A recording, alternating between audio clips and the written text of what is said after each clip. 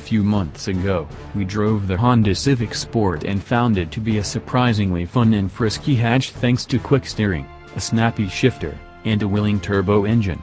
It's also somewhat unusual in being a driver-focused compact, available with a manual, but not solely concerned with performance, sort of a warm hatch as opposed to a hot hatch. Kia's own warm hatch, the KIA Forte 5 SX, is a close match for the Honda in some ways, and even better in others, for a price, that is. The Forte 5 SX starts on the right foot with its punchy turbocharged 4-cylinder. It's the 1.6-liter unit, which you'll also find in the Elantra Sport and Veloster Turbo, and makes a healthy 201 horsepower and 195 pound-feet of torque that nearly matches the output of the sportier-than-the-Sport Civic Si.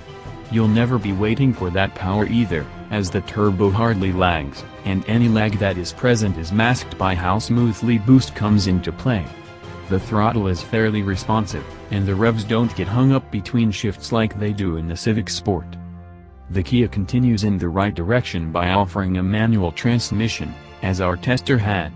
In fact, the turbo-equipped SX trim is the only way to get a shift-for-yourself transmission on the Forte 5. It features reasonably short, light throws, and the gates are a breeze to find. It's a tad rubbery at times, and isn't quite as precise as the Civic Sport's lever, but you won't be disappointed by it.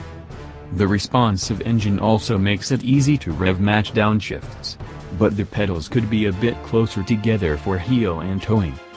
This drivetrain is packaged in the crisp, clean hatchback body of the Forte 5. It's refreshingly free of extraneous vents and badging, leaving the body tasteful and classy.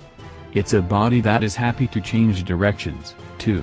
It turns in quickly and neutrally, with only mild body roll.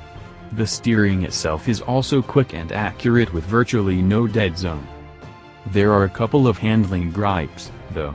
The helm feels a bit overboosted and fairly numb, the ride somewhat unrefined. The body feels less controlled than it should over bumps, and the tires aren't very grit. Inside the Forte 5, things are a bit dour. The only color on the dash aside from black are the modest number of chrome appointments strewn about. Some of the plastic has a faux carbon fiber texture, but it almost makes the dash look cheaper, or cheesier, than it could be with better material finishes. Fortunately, the manual Forte 5 SX comes with a leather interior that has bright red accents and stitching to liven things up. The seating position is also odd. The driver sits very high, and this editor felt as though his head was nearly going through the ceiling, since the top of the windshield is relatively low. In these respects, the Forte 5 SX comes up at a disadvantage compared with the Honda. It makes up for this disadvantage in the equipment department. The SX is already the top-level trim in the Forte 5 line, and choosing the manual means you have to sign up for many other options. In addition to the leather, it adds a sunroof, navigation, seat ventilation, 10-way seat adjustments with memory, HID headlights. As an added bonus, the Kia's infotainment is very easy to use, with dedicated physical buttons for climate control and infotainment shortcuts. To get leather, a sunroof, and navigation on a Civic hatch, you're forced to pick one with a CVT. And features like the Kia's ventilated seats aren't an option on any Civic hatch.